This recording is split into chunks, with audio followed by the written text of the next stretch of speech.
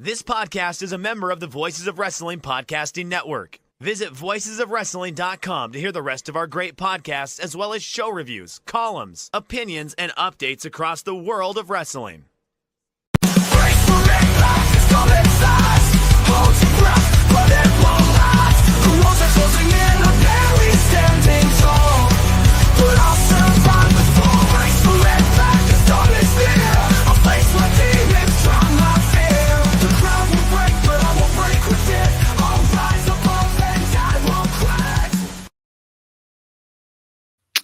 Hey, now it's the Mike and JD show, kind of the Mike and JD show, but I am your host, Mike Gilbert. As you can tell, I switched up the intro, so this was going to be a Mike and JD show, but JD during the TNA pay-per-view messaged me in his he lives out in the boondocks. He's out in the sticks. He always claims Chicago, but I think he's like an hour away. But he's out in the boondocks, and his power went out. I don't know if he had a tornado or what, but during the pay-per-view, he was able to catch some of it, but during the show, all of his power, his internet, everything just went down, and so he was not able to watch the pay-per-view, and therefore he is, as far as I know, the power is still out. He said that he had some solar power kicked on a little bit, but he had no internet, so he was not going to be able to come on the show tonight. So I said, fuck it, if it's just going to be me, and I'm talking a TNA pay-per-view, I'm doing Brace for Impact. So hey, now it's Brace for Impact, and I'm your host, Mike Gilbert, and I'm going solo on that ass. But it's still the same. We are talking some TNA wrestling. If you were hopping in the chat and you did not come here for TNA talk, you're welcome to lay down a topic for me, and I will address it as such. But if not, this is going to be a full-blown TNA show, which I'll be honest, TNA does my best numbers on my YouTube, so I'm cool with that. That's where I get most of my dough, my cheddar, is my TNA talk. But welcome everybody in the chat. Thank you for being here. I'll always accept super chats, but if you don't, I don't like. I'll just address your chat anyway. But if you just want to just give me money, I'd be happy with that too. But since JD's not here, I won't share it with him. It'll just be straight to me. It'll be to the Mike Gilbert Retirement Fund. But yeah, chat is hopping, so I'm gonna get to you guys. A lot happened tonight on TNA Genesis. They were sold out. Tom Hannafin announced on the show they were sold out. I believe Io, keep me honest, Io. I believe they said it was their biggest live paid gate. Their biggest paid attendance, like in the history since Anthem has purchased the company. And I believe that they were Joseph G. I'm gonna text you real quick.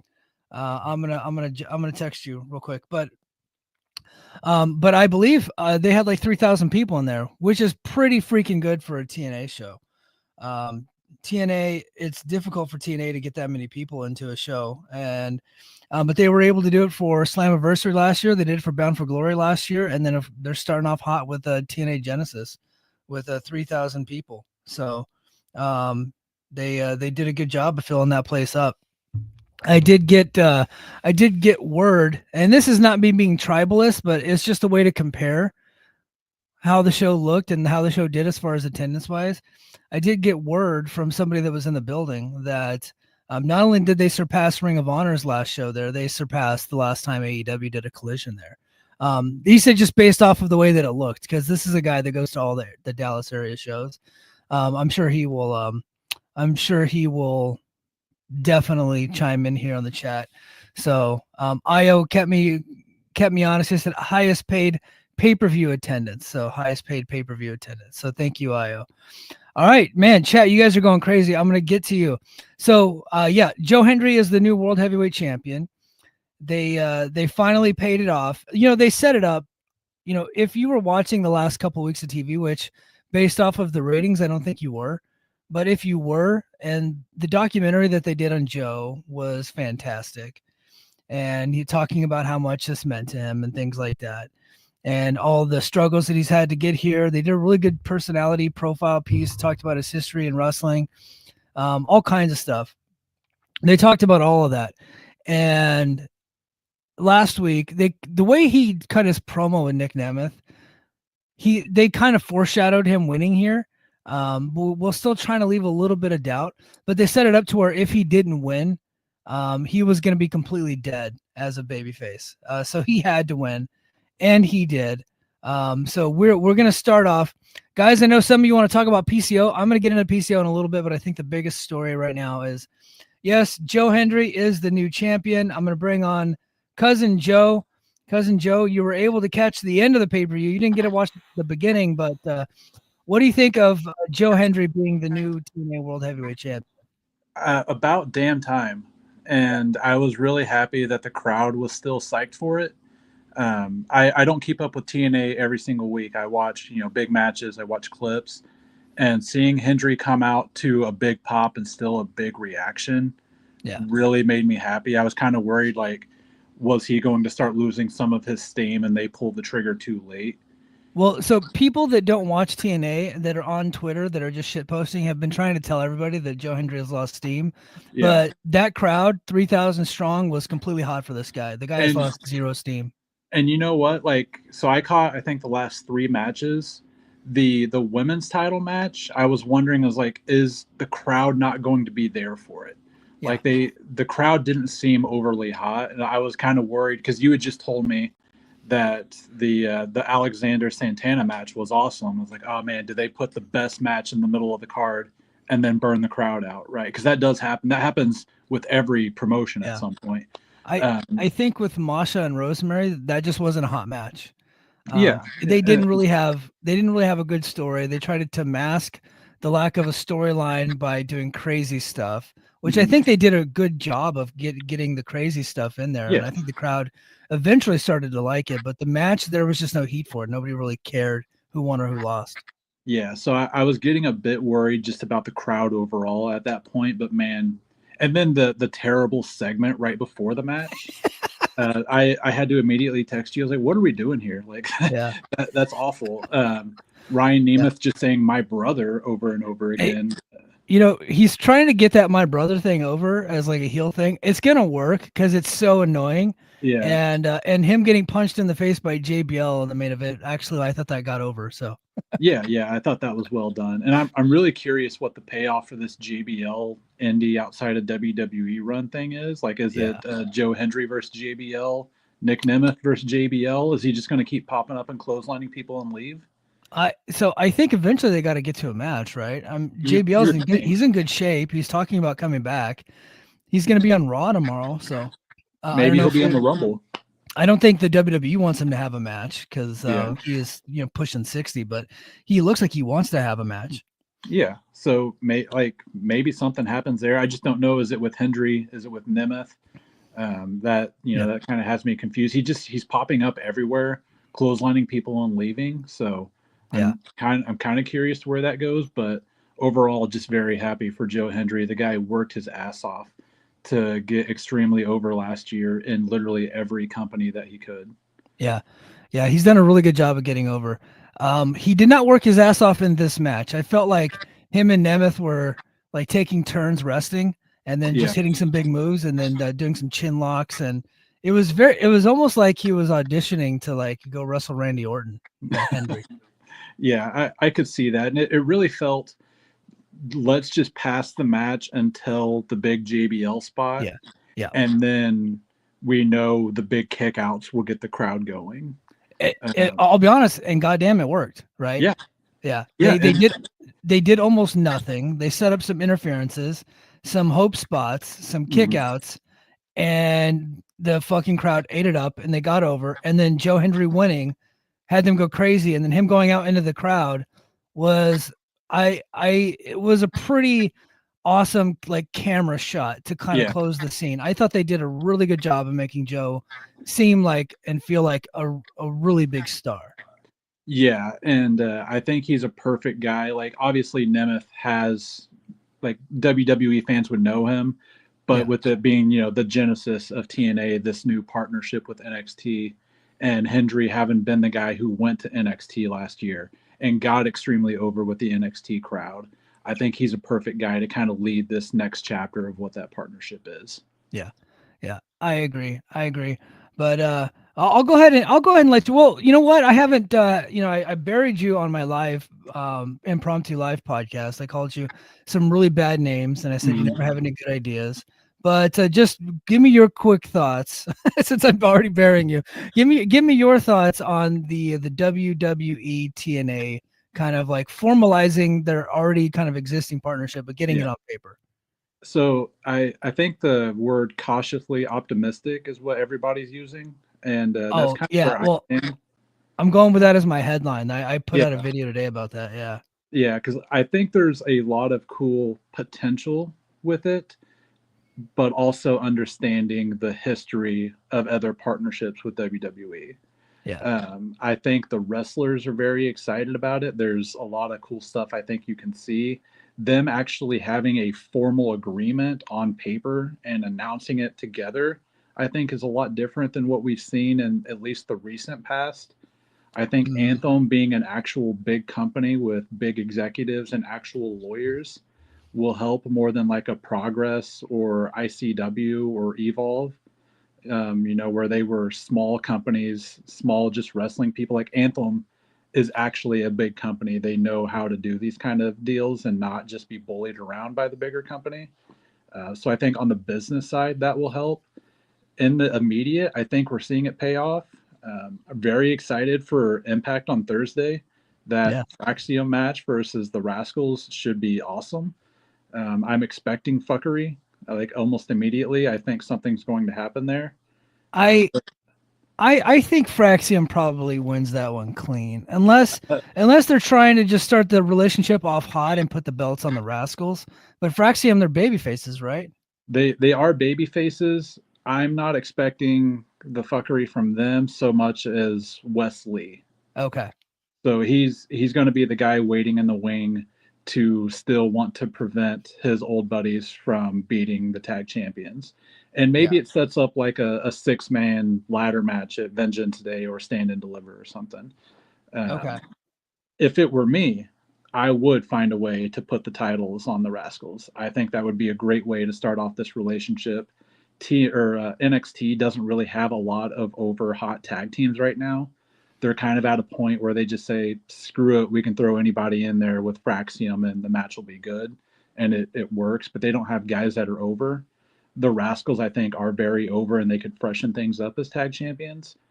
If I were booking, that's what I would do, but I don't think they would do that. So I expect to see some kind of fuckery to happen. I gotcha. Well, I'm glad you were able to watch some of it, and I'm sure you'll get a chance to finish the rest later. What I will say is, I thought Moose and Ace Austin was really good. I thought Josh and Santana was excellent. I thought that Jordan and Tessa probably would have had the best match of the night had they not messed up the finish a little bit. And but I still was like, they beat the piss out of each other. Those two. I thought they did a great job. I heard there was a very cool chant during that Jordan and Tessa match. Yes. The Dallas crowd said she's not racist. Oh, okay. No, I'm just kidding. No, they said she's a racist, and I think there was like a counter chant to that. I think no, she's not, or something like that. When even Texas is like, yeah, that like she's kind of racist, you know. Yeah. Well, I think it was just like the white kids from Austin that were saying that. Yeah, those city college kids. Yeah. But all right, man. Well, thanks for coming on the show. Glad you're able to watch it. And I'll be checking you out later, man. All right, catch you later. Later. All right, that was my cousin, Fed Pilled Joe Gilbert. He typically doesn't watch a ton of Impact, but because of this new partnership, he's like a primarily WWE guy and has been since he was a baby. So he is now that WWE has opened the tent and allowed TNA in, he has crossed the line and is now going to be watching a little bit more TNA stuff. So Keep It Wolfson says tonight was mostly a Fed crowd. That's what I've been getting from a lot of the different like bigger crowds that they've had lately, is that it's been mostly like WWE fans, just like, okay, TNA's in town, let's just go check it out.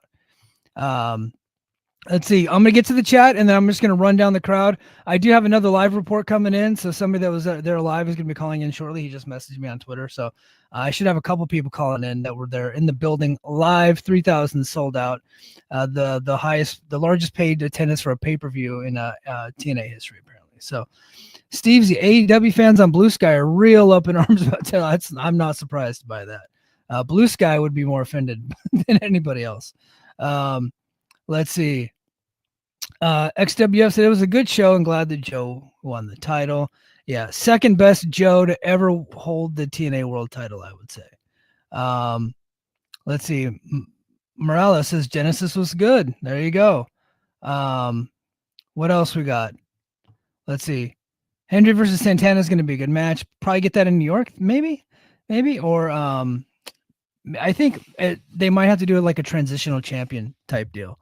They have to do a transitional champion type deal. Lil Silva says JBL is back in WWE and he's gone to different promotions, wants to wrestle. Yeah, I think he's gonna have another match. Will it be with WWE? I don't know. IO Genesis trending number 3. Yes, sir. David Jackson. I forgot how great Tessa is in the ring. Oh, yeah. I mean, look, her in-ring work was never the problem with Tessa. I still contend that she's one of the best women in North America as far as like just in-ring ability, and she proved that tonight. Like, she's still got it. She's still really good. Let's see. Stevesy, Ryan Nemeth is trying to be Owen Hart. Yeah, he's being the annoying little brother. Definitely. VR Fraction seems like the first real decent names that have appeared in this crossover. Well, from the WWE side for sure. I know Wes Lee came over. Wes Lee was kind of a big deal. I think he was like the North American champion. He was a tag champion. So he was pretty big, but I said, but Fraxium, yeah, they're like actively holding title belts. I think that's pretty big. Let's see. Terrence, I give Genesis an 8.75. Had to deduct a point for Tessa winning. Otherwise, it would have. I mean, what was she going to do? Is she going to lose? The report came out after the match was over that Jordan Grace is gone. She's WWE bound. She's not coming back. Tessa had to win. Tessa signed here. She's not going away. Despite the chance, she's not going away. They really like her. Like, I guess except for Tasha Steelz, apparently. There's a whole controversy there.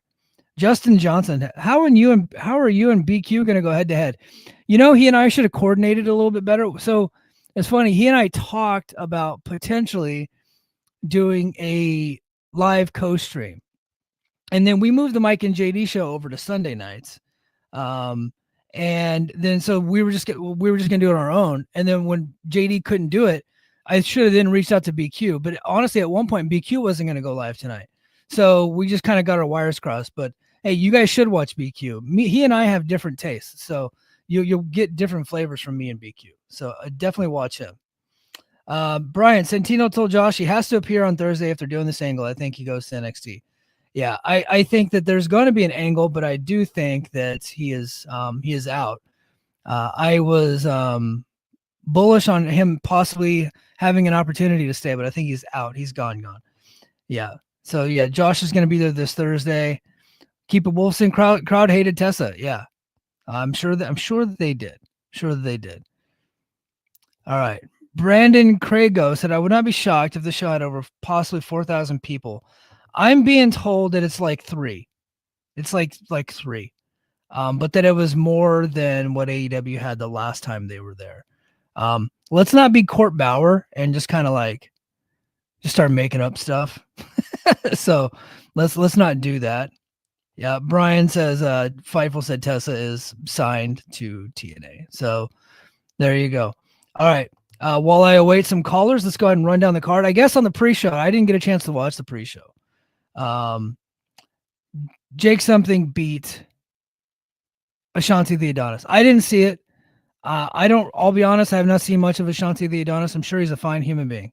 But Jake beat his ass. So there you go.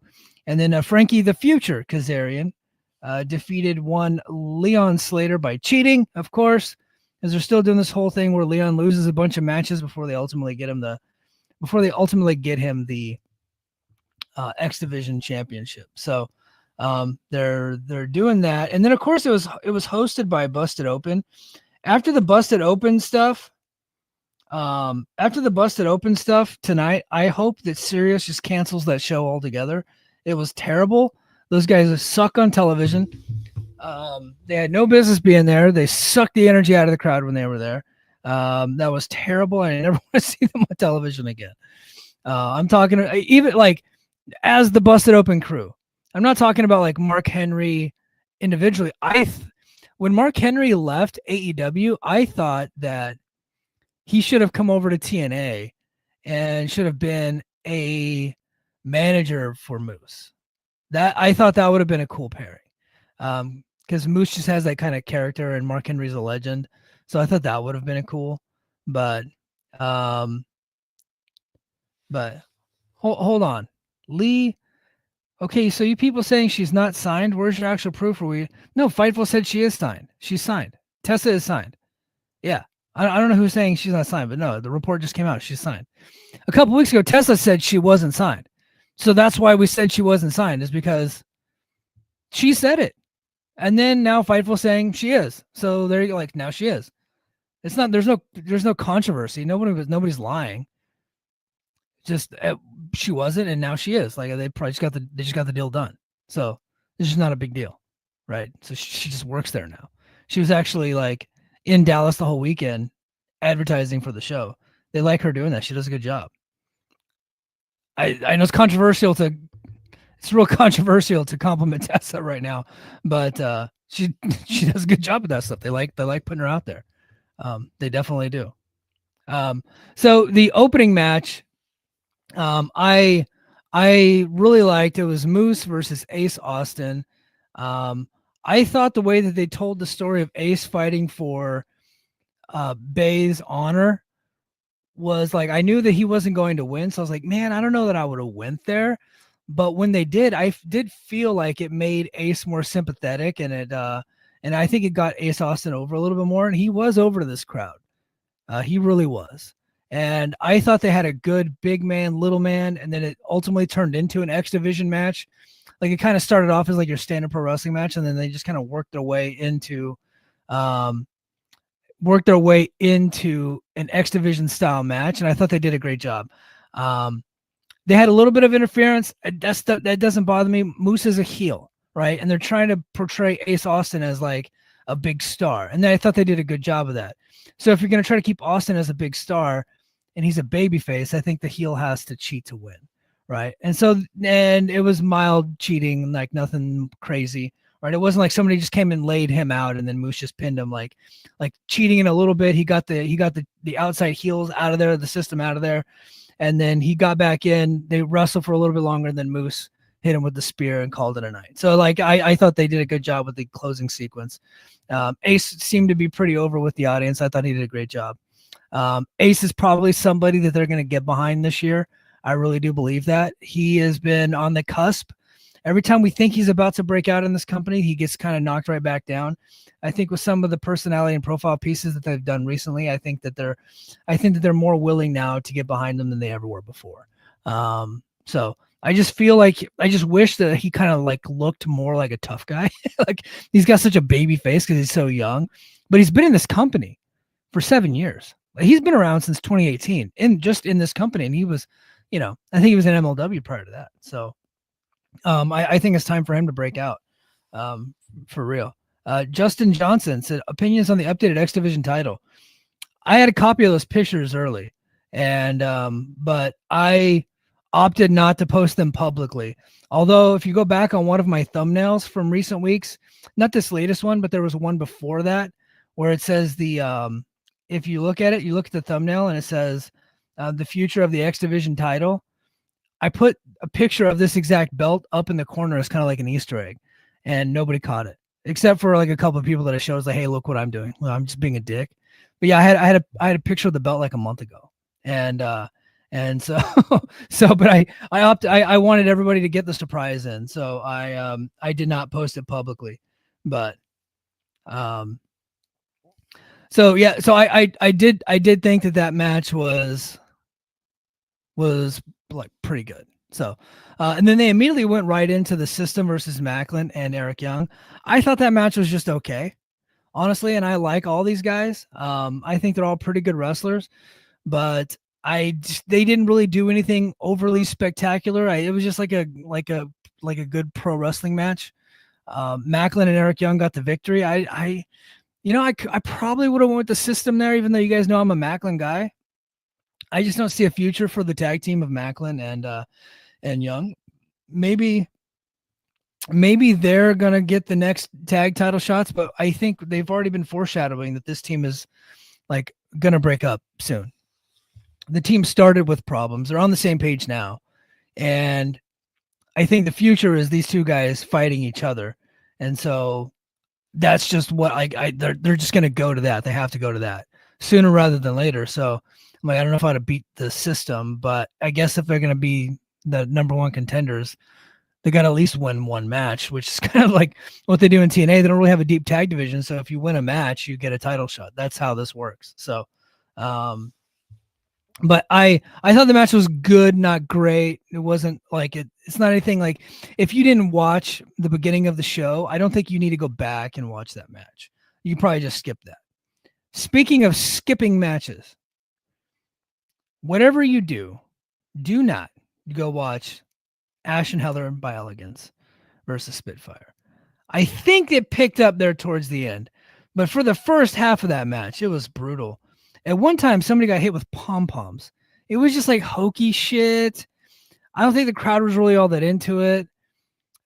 The Elegance girls were dressed like cowboy cheerleaders, and then they said they go Eagles, and it's just like cheap stuff and kind of like a slapstick comedy around the ring, and just not really being taken seriously, which is fine. It's like okay to have comedy stuff on the undercard, but it was really like, hey, if you need to go take a shit, like at that point, that was the time to shit, I think. Anytime Ash by Elegance is about to wrestle, if you need to go use the bathroom, go take care of that. Yeah. Dan V900 said the pom-pom spot was awful. Yeah, it was brutal. Not like she hit, like the lady hit somebody with a pom-pom. I think it was Heather. It might have been Danny. I can't remember. Hit her with a pom-pom, and then she sold it. It's like, what are we doing? Like, we know this is fake. You don't got to like rub it in her face. Come on. I think there towards the end of the match, it started to kind of get going a little bit. Yeah, occasionally the match would pick up, but for the most part, it was not good. This match was not good. Io says Jody Threat looked good. Io has always got a positive take on this stuff. I love this guy. He's the best. And then next we go to what I thought was going to end up being the match of the night. I really did. They were literally having the match of the night was Tessa Blanchard versus Jordan Grace. They were beating the holy living shit out of each other. They were really like just laying into each other, like stiff slaps and punches and elbows and forearms, slams to the outside, like stiff ass spine busters. Like they were laying that shit in. That was some old school type wrestling between these two ladies. They were really kicking the hell out of each other. And I was really into this match. I really did dig it. I know that the crowd started chanting, "She's a racist." I was just like, and I think Impact. I don't think TNA is going to really have that problem very often going forward, but they're going to run into some crowds, especially live crowds, where they might have some of those issues. But Tessa got a lot of chants too. They were like, there was a section of the audience that was really into Tessa, and they were chanting, "Let's go Tessa," and then there was another side chanting, "Tessa sucks," and then the "She's a racist" chant started, and it's like, "No, she's not" was another chant, and so you're going to get some of those distractions with her, but what you're also going to get is very likely one of the best women's matches of the week every week that she wrestles, because she's really that good. On North American television, she's that good. She can hang with any of them. She can cut good promos. She's got, like, her selling's great. Everything she does looks great. Like, her moves all look great. She's not like a botch machine other than the finish, which I don't really put that heat on her. So I guess I don't know if it was earlier in the night or if it was in Atlanta. I guess Tasha Steelz refused to shake her hand, and now people are saying she's using Tasha's move. I don't know what Tasha's move is because she never wins matches, but Well, are they talking about the Magnum where she comes off the ropes and does the lung blower stuff where she does the double knees to the chest? Is that what they're talking? I don't know, but apparently her and Tasha got some heat, and Tessa's using one of Tasha's moves. But if it's that move, Tessa's been using that move since before Tasha was a wrestler, I think. So I don't know. I don't know, but apparently there's Lucky Charm is saying the cutter. That's not Tasha Steele's move. That's Diamond Dallas Page's move, right? He took it from Johnny Ace. Randy Orton then took it. Bubba Ray Dudley took it. Everybody in the goddamn Bullet Club was using it at one point. Everybody uses that move. Some idiots even call it the Stun Dog Millionaire, but when they just do a variation of the cutter. Yeah, so I think somebody online tried to make that a controversy, and then Sean Ross Sapp amplified it, I believe, with a quote tweet saying that Tasha didn't want to shake her hand. You know, I get why Tasha wouldn't want to shake her hand. I don't think anybody in that company is going to care, though, unfortunately. So, yeah, Stun Dog is a stunner. Thank you, Wolfson. Thank you. I appreciate it. So, anyway, but I thought Mark Haskins used that. That's correct. Yeah, you're right. But anyway, so I thought the match was fantastic. And then we get to the end where I think it was like a sunset flip spot or whatever. And Tessa grabbed hold of the middle rope and she's supposed to pull the turnbuckle pad off. And it's too tight. It's like she couldn't she couldn't pull it off. It was just on there way too tight. And so they just keep wrestling at that point. And then at one point, Tessa says, fuck it, and goes to the bottom turnbuckle, rips that off, and tries to DDT Jordan on that, and then misses it. And then they keep wrestling again, and then she says, fuck it again, goes to the middle turnbuckle, and then just rips it completely off right in front of the ref. The ref said, hey, don't do that. Tessa said, I'm still doing it. Ref does nothing. She throws Jordan into it, and then hits the Magnum for the victory. Completely buried the ref. Like, that ref now has to go get a new job because she's very clearly not good at her job by letting Tessa just do that. I'm talking like kayfabe wise. Like, she's not very good. So, it is what it is. So that kind of like took the match down at that point. It's like you can't really give it like full praise because of that. And then of course the finish, I don't want to say it was flat. It wasn't flat, but you get that when some of the heels win, especially like very few people in that building wanted Tessa to win. Very few people in that building wanted Tessa to win. It's Jordan's hometown. Tessa's hated. The whole thing was a bad mix. Jordan is a professional and God love her. She's a professional and she did her job and she gave Tessa a hell of a match and let Tessa beat her ass, and she beat Tessa's ass. And they finished the match, and I thought overall they did a really good job, but they could have done that finish without the turnbuckle spot. I think because that was probably the agreement. Like, there's got to be a little bit of fuckery in the finish because of some of the perceived heat, but it was what it was. But yeah, Tessa gets the victory there, much to the dismay of a lot of people online and in the building. But we'll see. We'll see if TNA, it's something to monitor. Like, will TNA continue to have a problem with people taking over the audience when Tessa is wrestling? My opinion is I don't think they're going to have that problem for very much longer. I think ultimately this whole thing's just going to go away. When she came back to TNA, I think it was a story on Twitter for like 3 days. I got 2 thumbnails out of that thing with a lot of views, a lot of clicks, a lot of views. Some ad revenue came my way. And of course I'm going to take advantage. And so, but then the story just died. It really did. I think it's going to get amplified and get a little bit more because of the audience reaction. And then of course, Tasha Steele's not wanting to shake Tessa's hand. Like, it's like, no offense, Tasha, but you're not on the pay-per-view, and you rarely are. So, but I can see why Tasha would not want to shake her hand, because Tessa's got herself a reputation, and apparently she has not done enough to get that reputation out of her life. But is what it is. I'm going to welcome on a guest who was there in the audience live. Welcome to the stage, Mr. Brian. How do I pronounce your last name, Brian? Oh, Zillum, Mike. Brian Zillum. Brian Zillum was there in the audience tonight. Man, thank you for joining us. I'm so happy you're able to be here. What did you think of the show overall, man?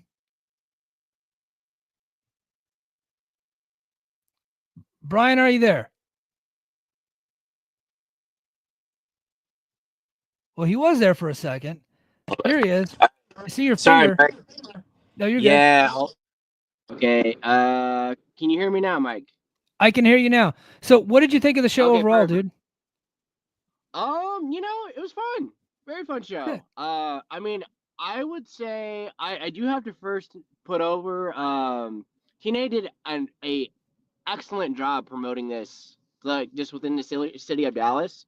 I saw a lot of tickets apparently moved once the partnership went formal. But TNA has been doing a lot of media for the last pretty much month or so for the shows.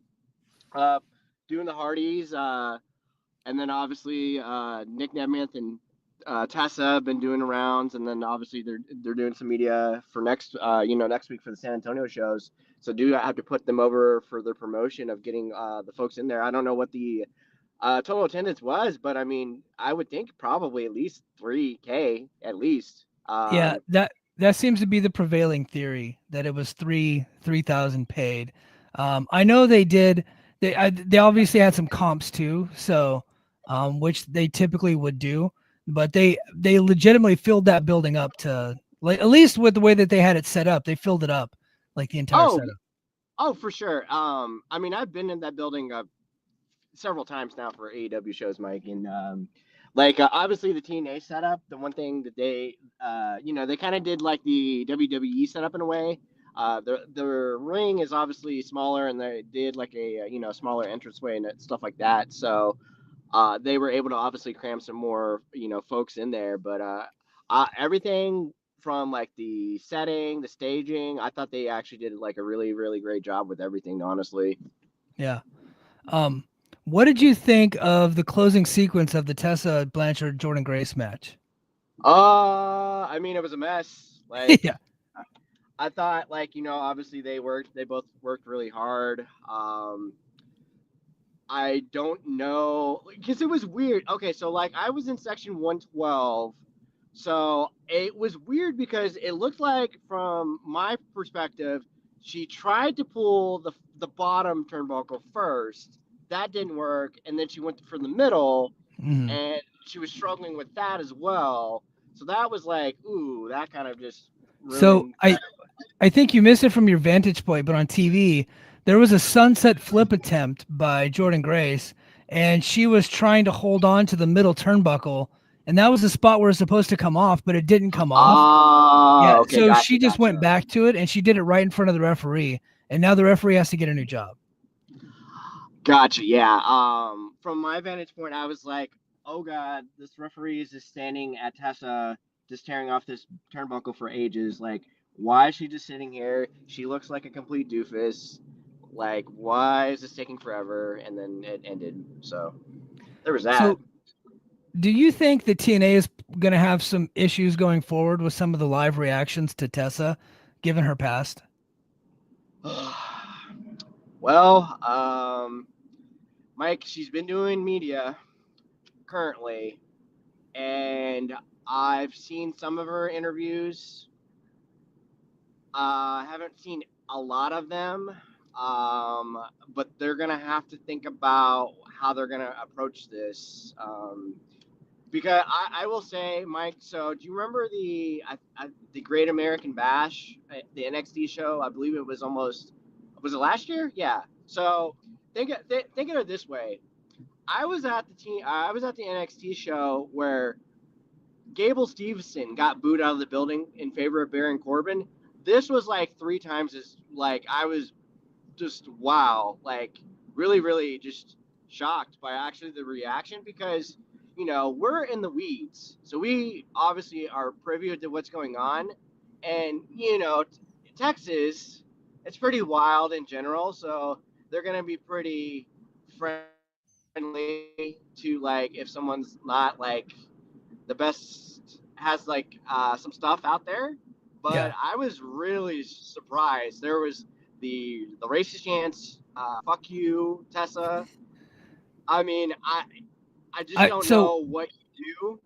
Yeah. So watching on TV, it seemed like she was just getting like good heat up until the "she's a racist" chant, and it seemed like there was like a small amount of people at that point trying to take over, and then it kind of grew into something bigger. Yeah, I mean, they're like I know Fightful has got like a good video going up right now. I mean, I don't know what it's at right now.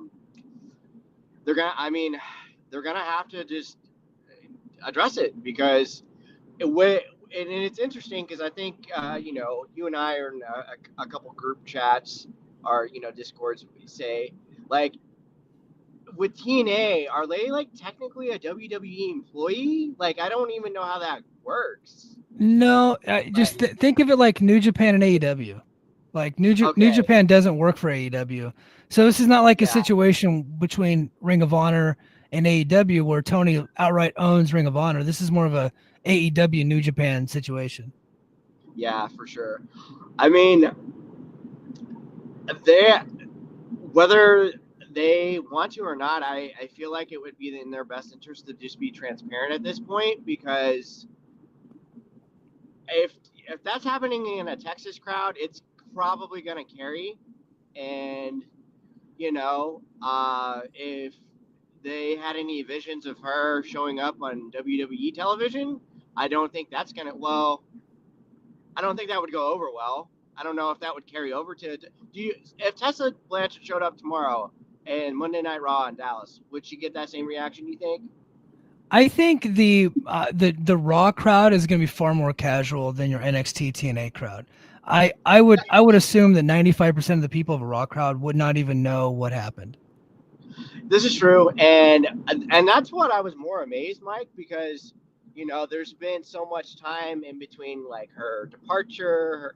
Obviously, within the last she popped up within the last month, and she's been doing media, and she's looks like she's officially back with the Yeah. company. Um, yeah, so I mean, I would say if I was her, I would say it would be at this point in her best interest to be transparent and just be open to some interviews that probably need to be addressed. Because if Yeah. not, it's just going to just carry over and fester. And then if you have any, you know, bigger pictures of working within even the NXT locker room, you still have other people that you need to kind of address and talk to because it's not, you have Chelsea Green, who seems like a, pretty. I've not had a conversation with the young lady ever, but you know, WWE, for all apparent reasons, Mike, they are going to be pretty, straight and narrow on their Twitter, and just the fact that she is still like in her real life character saying, "Well, I still not have not heard anything from her." That's kind of saying a lot. Yeah. Um, yeah. So what I always said was like, maybe Tessa just doesn't have it in her to have those awkward conversations, but she might, if she wants to get past it, she might need to have them. It doesn't have to be in a public forum, but she at least needs to, you know, like I'm a big fan of making amends, especially when you were wrong about something. And look, we also have to face the fact she might not think she was ever wrong. She might not actually do that stuff again, but she might have think that she thought that she was justified in her behavior back then. So I legit just don't know. Um, Yeah. so so what did you think of the Josh Alexander Mike Santana match? I happen to really enjoy that match.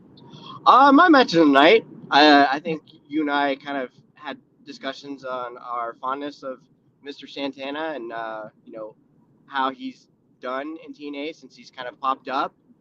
I really thought he got one of the louder reactions of the night. You could probably say Hendry, winning the title, of course, but in terms of just like kind of a guy who, he doesn't really have like a direction at the moment. He's not in a huge program, but considering basically he was kind of playing he was in the Eddie Kingston role, and he was just having a wrestling match for the sake of a handshake. I think he was pretty damn over to that Texas audience, for sure. I thought, if this was, I guess that's one of the main stories coming out of the night, right? We've got a lot of swan songs coming out of TNA tonight. If this was Alexander's last match in TNA, he definitely lived up to his accolades of doing a lot of great work in TNA. I obviously haven't watched all of his work, but from what I've seen, he's very good at his craft, and I think you said it best. Wish him the best, and it's time for him to get paid for sure. Yeah, I think he's getting close to that 40-year-old mark. I think he's like a couple years away, and he's been beat up. I think it's time for him to get that big payday while he still can. So I hope he's able to do that. They did announce that he's going to be on Impact this coming up week and to address the fans. So we'll see what that means. It looks like they're turning this whole thing into an angle, but I'm being realistic, and I believe that he's out. So TNT finally pulled the trigger on Joe Hendry. We all thought it was happening at Bound for Glory, but they tried to make him into their Cody. A lot of people thought that he was going to lose some luster heading into Genesis, and he wouldn't be as over. But I think he proved a lot of people wrong. He was still pretty over in that building tonight, wasn't he? Yeah, I would say so.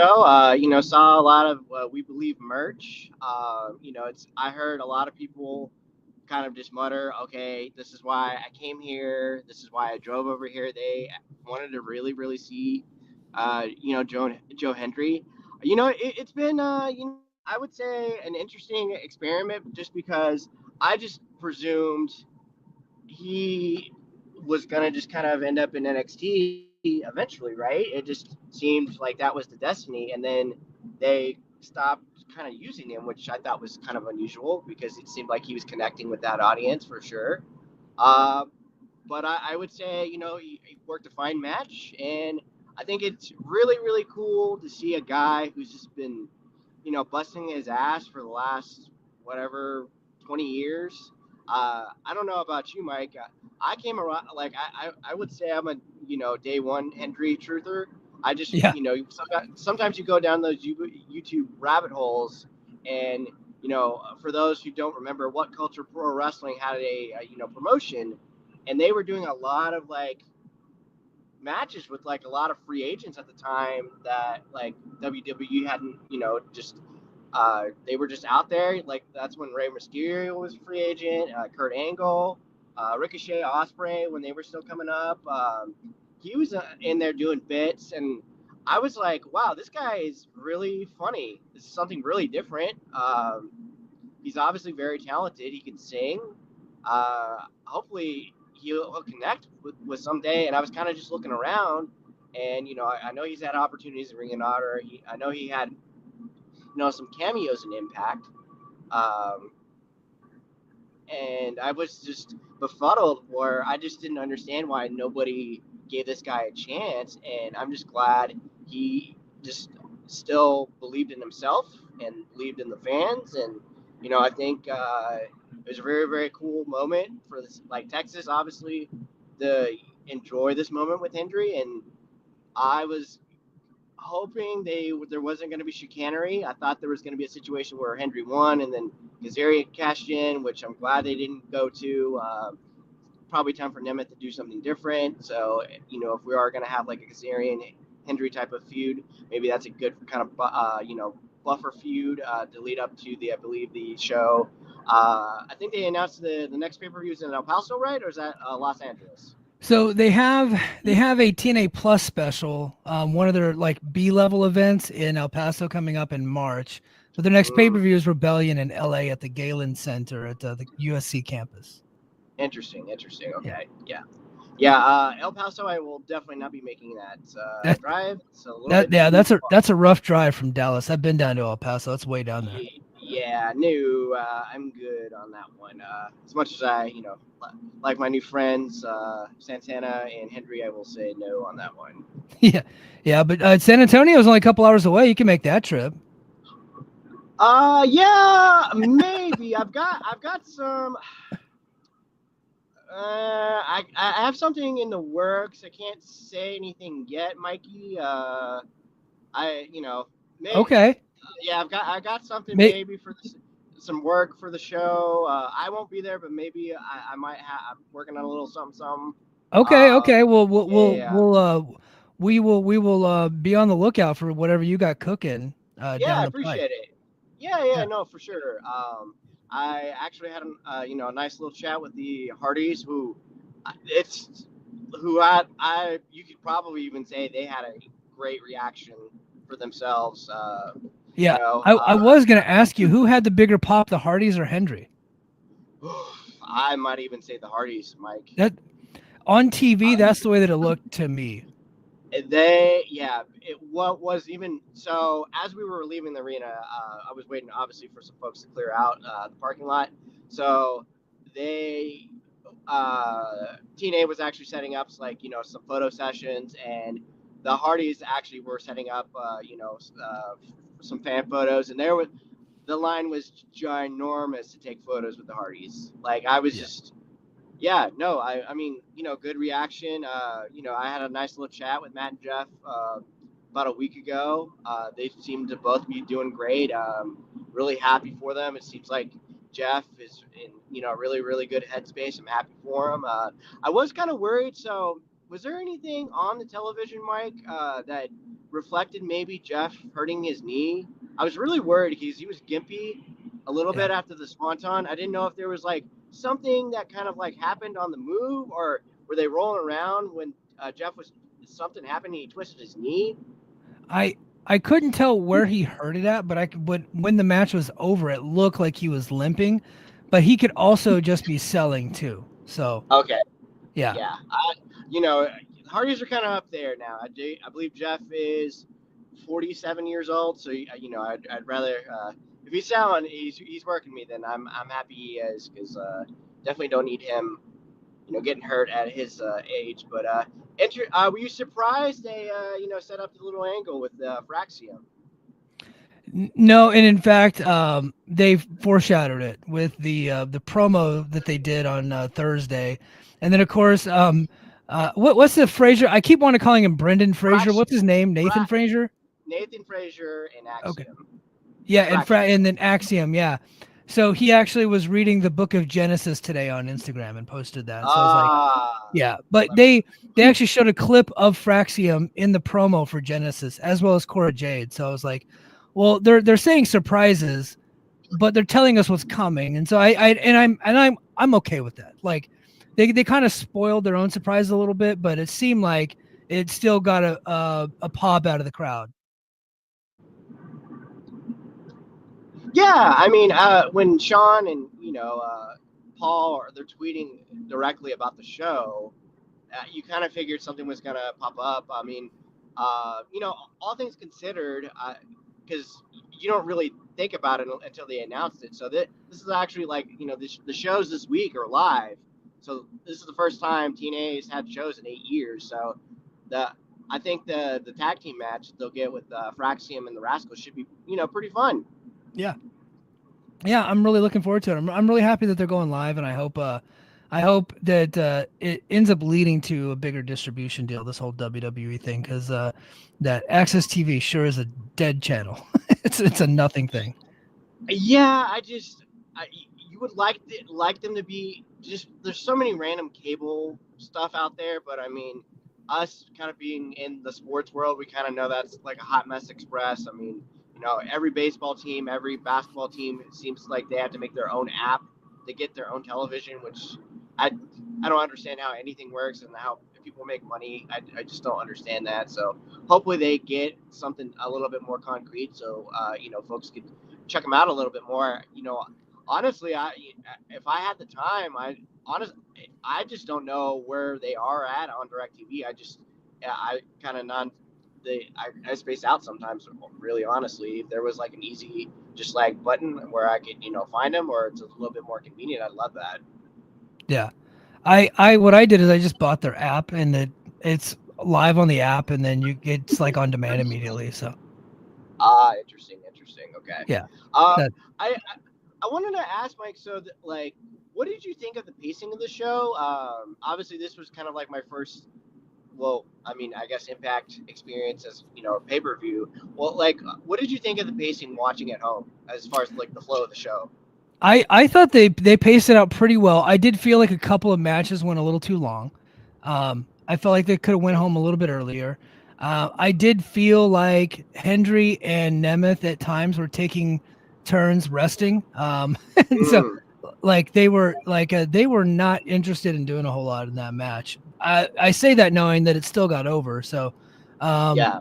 but I thought the pacing of it was pretty good, with exception to when the Busted Open crew came out and sucked the life out of the crowd. I thought they were terrible. See, I really don't. So, are they kind of just openly just working as like WWE employees now, or what's the story? What's the scoop with that? I don't know if they're being paid by WWE, but they're certainly WWE adjacent. They know. I look, Busted Open's been around a long time. Dave LaGreca's a smart guy, despite the way Right. he portrays himself on the radio. Mhm. They've been around a long time. They know what gets them the most interest and what drives their numbers and what drives their business. And as Right. being friends with WWE and being able to get WWE talent on their shows, and Nick Nemeth and Tommy Dreamer work for TNA and they work for Busted Open. So it makes sense that they're going to be favorable to TNA. They've been on the show before. Dave LaGreca's worked angles on the show before. And now they're Sure. kind of like, pushing this whole grift of TNA taking over AEW as number 2.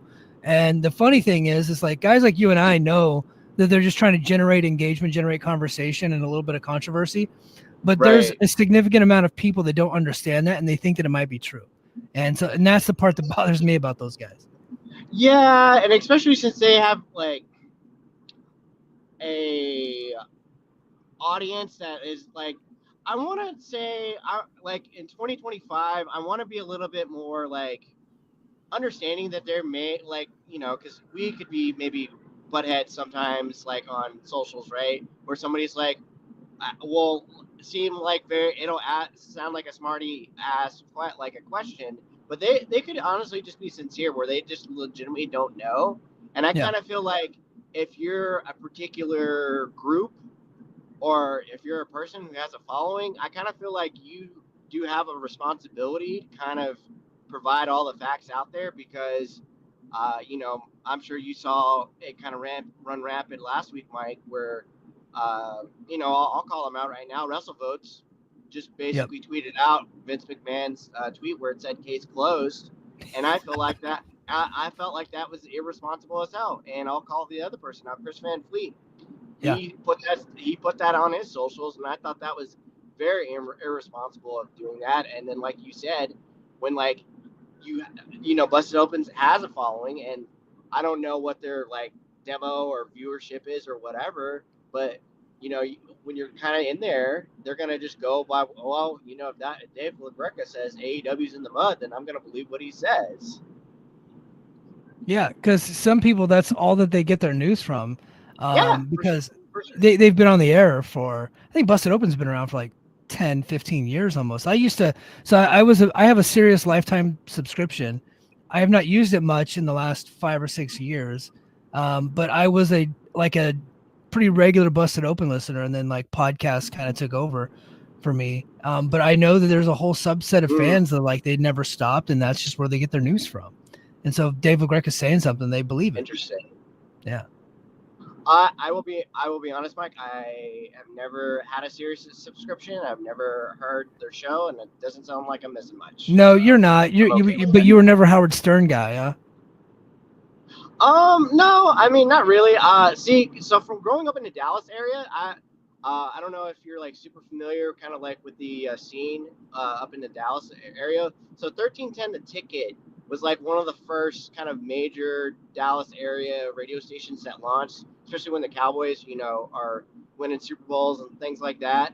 So that's what I kind of grew up on, like old school, like not like necessarily Howard Stern talk, but like these shows like Jerry Jones would hop on and like take calls and stuff. So that's adjacent in a way. I'm kind of on that level. I just work more with like actual like sports, like old school stuff, and kind of like what we're doing right now. Like Yeah. I'm on the road heading home, and we're talking the show. So really excited about that.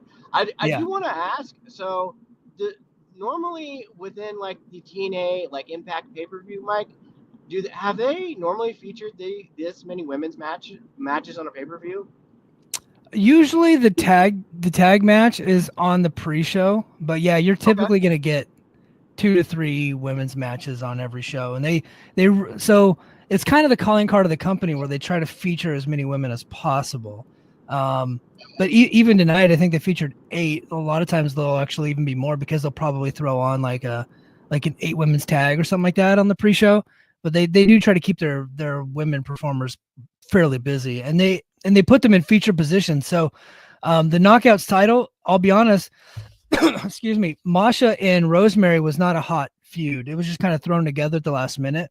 But because Masha's the champion, they got top billing over Jordan and Tessa, even though Jordan and Tessa had the hotter feud, because they just want to they believe that the Knockouts championship is equal to the World Heavyweight Championship, and that's why that title actually headlines pay-per-views at times, because it's on par. They call it the Knockouts World Championship. Okay, interesting. Yeah, I mean, obviously that was like my first taste of both women, and my only kind of experience with Rosemary is I know she popped up on NXT one time, and she was doing spooky stuff with the spooky chicks, and I was like, okay, I'm out. I'm not really into this. But like, Yeah. it was funny as I saw. I guess without knowing you, we sent out similar tweets. It looks like because tweets. It looks like because tweets. It looks like because tweets. It looks like because tweets. It looks like because tweets. It looks like because tweets. It looks like because. Oh gosh, I think I lost Brian there for a sec. Hold on. He it was like repeating there. Let me see if I can bring him back. Because No. I think we lost Brian. I'm going to go ahead and just let Brian go. Thank you, Brian Zillum. He does a lot of work around the space. You could follow him on Twitter. He's easy to find, Brian Zillum. And I've seen him do some work for like local Dallas stuff and of course PW Torch. So he's a big deal. Me and him are friends in the Fight Game Media Discord group.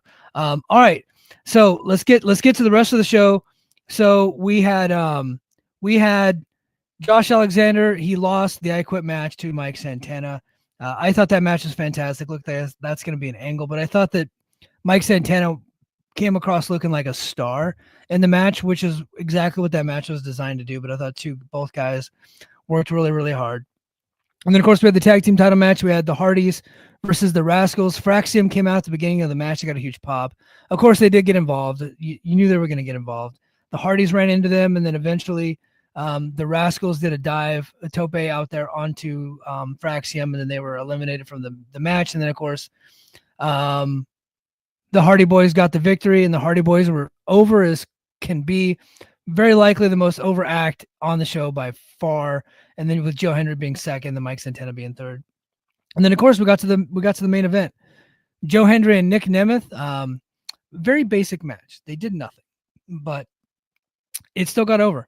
So who am I to judge? Like I don't know. I didn't think the match was all that good. I found myself getting bored during the match, to be honest with you. But they did the finisher kickouts, which always gets a pop. They did some interferences. JBL showed up, took out Frankie Kazarian, punched Ryan Nemeth in the face, knocked him out. And Joe Hendry finally got the victory, man, to send the crowd home happy. All right. The last topic I want to hit, and I know you guys are going crazy in the chat. I ain't got a whole lot of time left.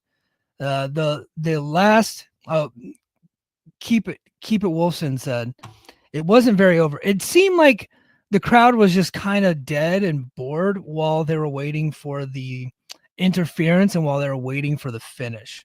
I think that's what it was. Like Ewan says, I was watching JBL when he came in and praying that he didn't go to the ring steps. I was very glad that he left. Yeah, me too. Dream Ultra Crazy. I believed in Joe Hendry and he did it. And he's very excited. He got the exclamation points. All right.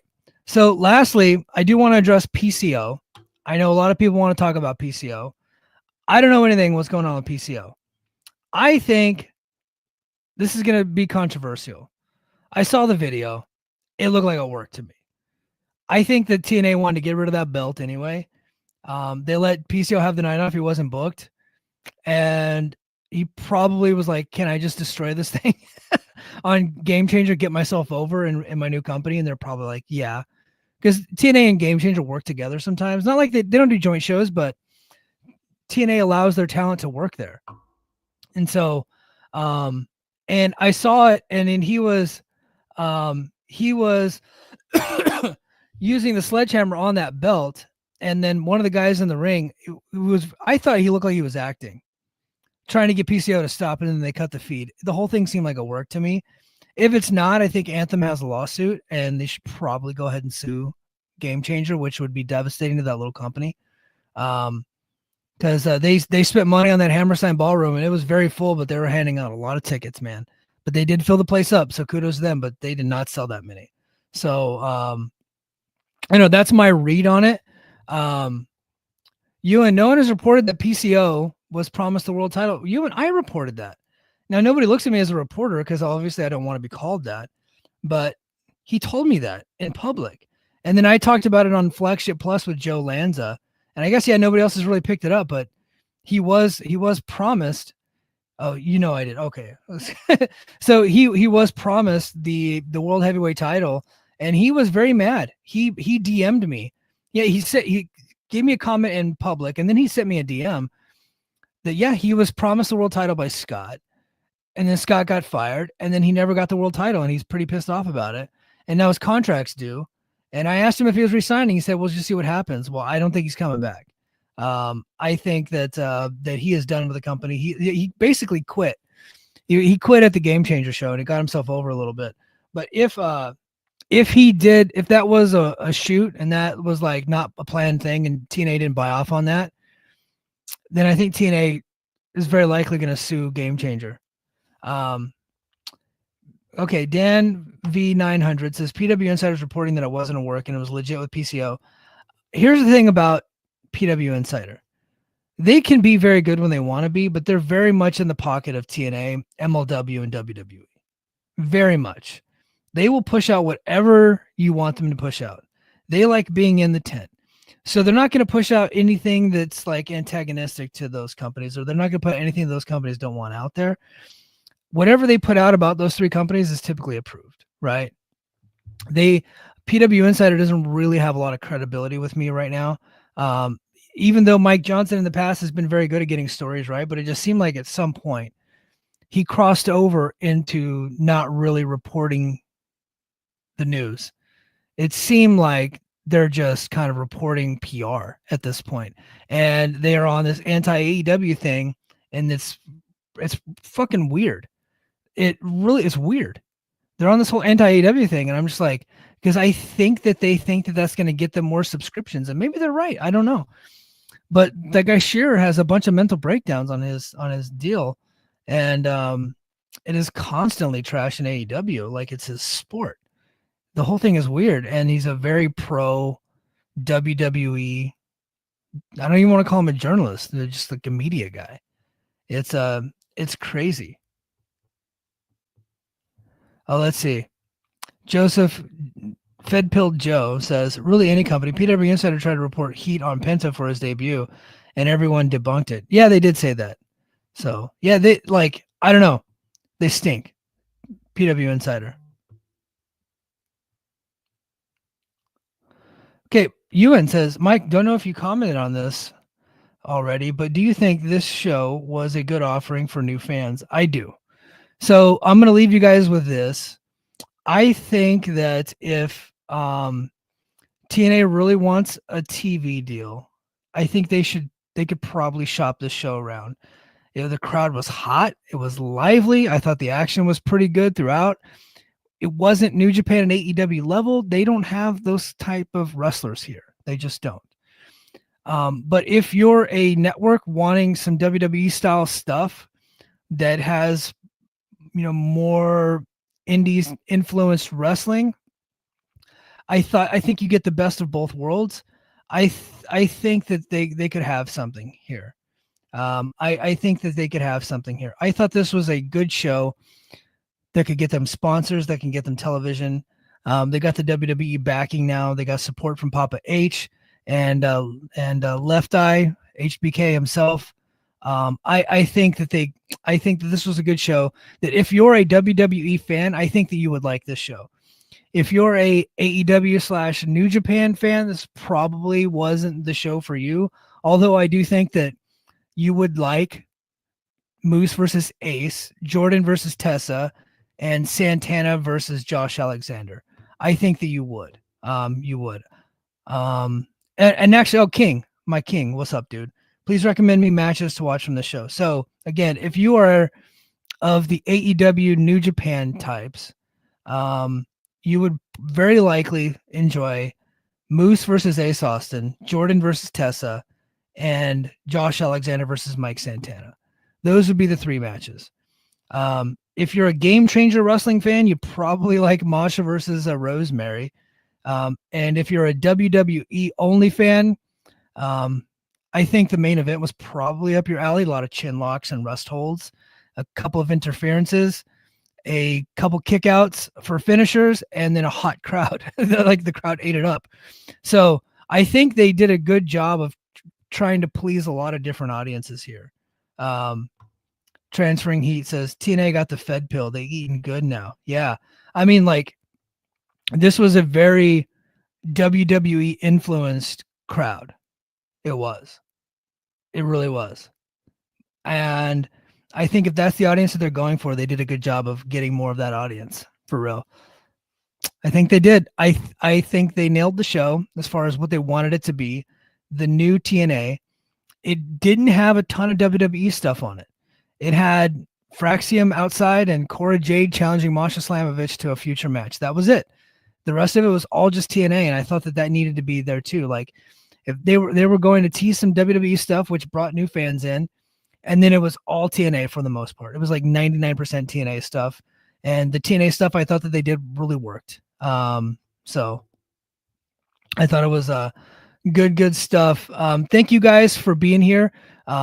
Next week, well, actually, I'm going to be back. JD is actually out next week, so I'll find a co-host. But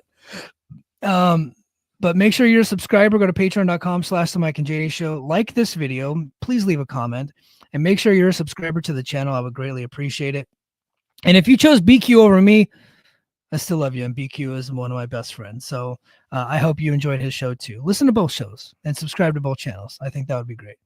But all right, guys, that is going to do it for me this week on, what was supposed to be the Mike and JD Show, but is tonight for one night only on a Sunday night. Brace for Impact. You guys got a taste of what it looks like to have Brace for Impact.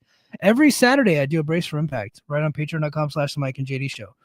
Did one yesterday, talked about a lot of stuff. Got a lot of cool chats in there too.